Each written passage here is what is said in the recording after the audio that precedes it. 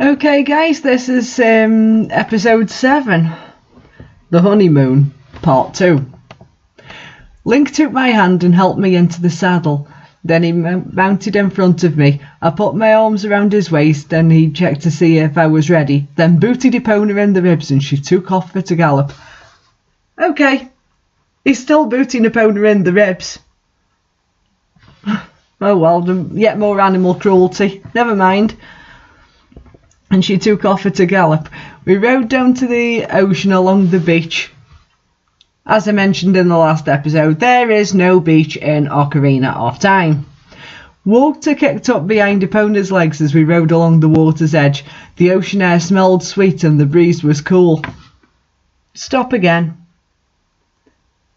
Ocean air does not smell sweet. It smells slightly salty and fresh. Ugh. Does this mean she's never been to the seaside? Really? I looked over Link's shoulder to see what lay ahead. The beach was vast and wide. Rocky cliffs lined the water further down. Small caves with water flowing into them lined the small island far in the distance. Then I turned and looked over at the vast ocean. I saw small islands lining the horizon. This was a truly beautiful place. So peaceful, so serene. It almost made me not want to leave. Alright, let's stop right here for a second. There is only one place in any version of Zelda that even remotely would even describe that, and that's in Breath of the Wild.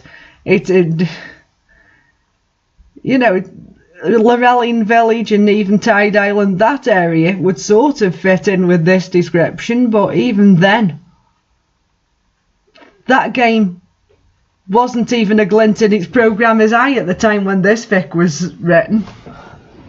It's certainly nothing at all, even vaguely like this description in Ocarina.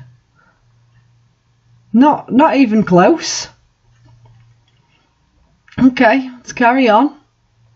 Then we arrived at a small alcove and Link stopped Epona. He dismounted, then helped me down. This is a real beautiful spot. Let's sit here for a while, Link said, as his blue eyes shone in the sunlight. After we sat down in the sand, I laid my head on Link's shoulder as he put his arm around me. I watched at distant seagulls flew over to the ocean in search of food. The cool breeze blew through my hair as the salt tingled my senses. I felt at peace here. There were no wolfos to chase off, no thieves, no duties, no nothing. But I knew that soon it would be over and we would have to return to Hyrule. Aha! Finally, she's acknowledged they're not actually in Hyrule. No shit, because Hyrule was far smaller back then. Don't worry about that, I thought to myself. You're here with the man you love, your new husband. Enjoy it with him, don't be a fool. Then I got up and ran towards the ocean. Walking into the water, I turned and giggled at Link. Then I gestured for him to follow.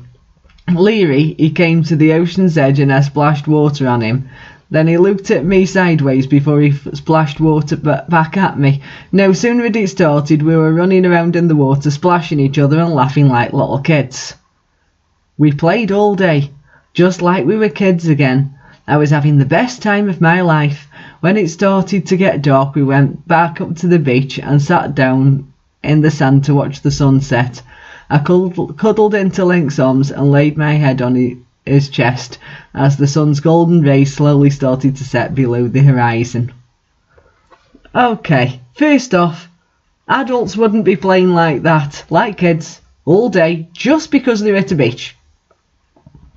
You might sit there on the sand and chill out for a bit, maybe have a sandwich or something, but no. And also, you've got to bear in mind, this is before any kind of artificial lighting. Would it not have been more sensible to get themselves back home before this happened? And there's no mention of there being tides, you know, let's just ignore the cycle of tides. The tide's not going to, come in or go out or anything. It normally happens on beaches. Oh dear, a day at Blackpool would have sorted that one out for her. Never mind. My life with Link will be happy and a special one. He is all I need. Soon we will have a family and my life will be truly complete, as I thought to myself as my eyes slowly drifted. And as the last rays disappeared, I closed my eyes. Okay, so they're going to sleep on the beach. Oh, dear me. You do not sleep on beaches. Tides, people, tides. Never mind, carry on. Back at the cottage, I was bathing while Link prepared the evening meal. What? Have they just, like, bamfed into the cottage? Because a second ago she was going to sleep on the beach. Now, suddenly, this paragraph, they're not. That makes no sense. Either they stayed there all day and they slept on the beach, or they went back to have a meal and... Never mind. After a bit, Link came upstairs to check on me. I came to see if you need any help bathing, he asked. Yeah, sure, because a grown woman's really going to need help in the bath, isn't she? As I looked into his eyes, I took my hand and slowly I ran it from the top of my shoulder and down over my breasts. I could use me back washed, I said seductively. Taking the hint, Link took the wash rag and began to wash my back. After a minute he put the rag down in the water and began to passionately kiss my neck. Moaning softly, I turned my head to face him, and he gently pressed my lips on his, kissing him deeply, our tongues meeting. As we kissed, I could feel his hands moving down my naked body. Yeah. You're going to be naked. You're in the bath. Unless you decided to get in the bath fully clothed, which I highly doubt. Gently, he lifted me out of the tub and led me to the bed while we kissed. Softly, he laid me down and climbed on top of me. Yeah, of course, there's no mention of getting dry. Would you not dry yourself off before you have sex? Let's just carry on. I could feel his body quivering as he moved from my lips down my body. Then he spread my legs and went down. I felt his lips on my thigh as he slowly kissed inwards. Then he reached the centre as he pressed his mouth onto my flower.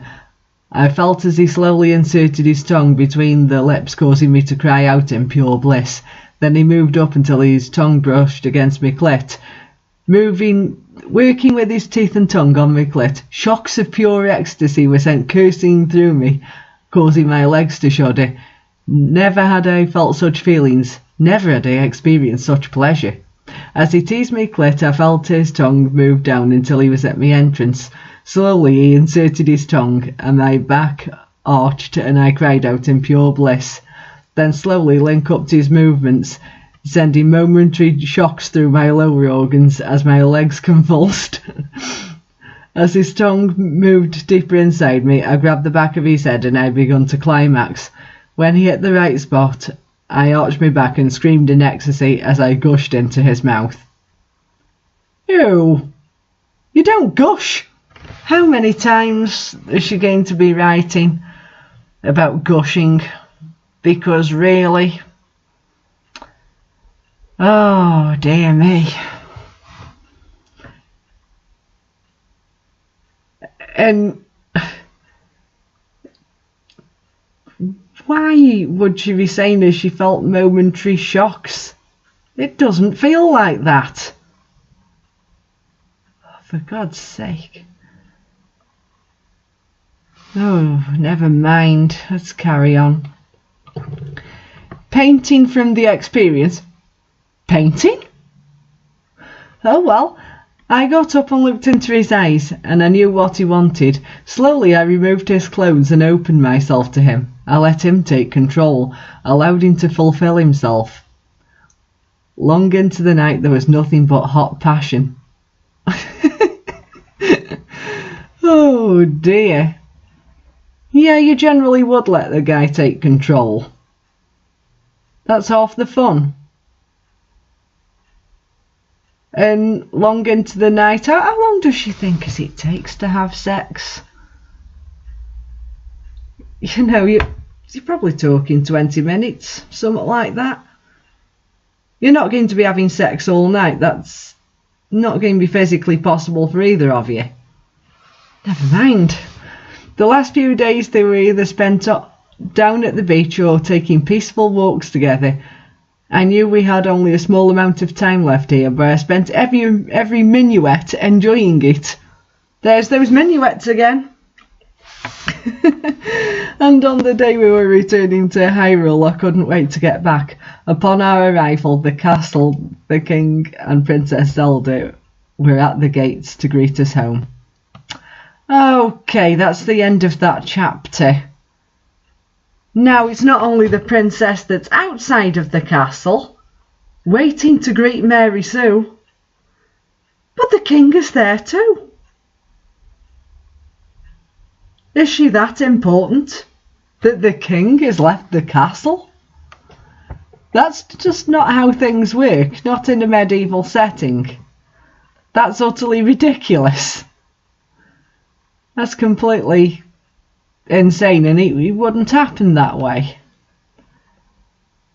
Oh dear, well, until next time, that's the lot.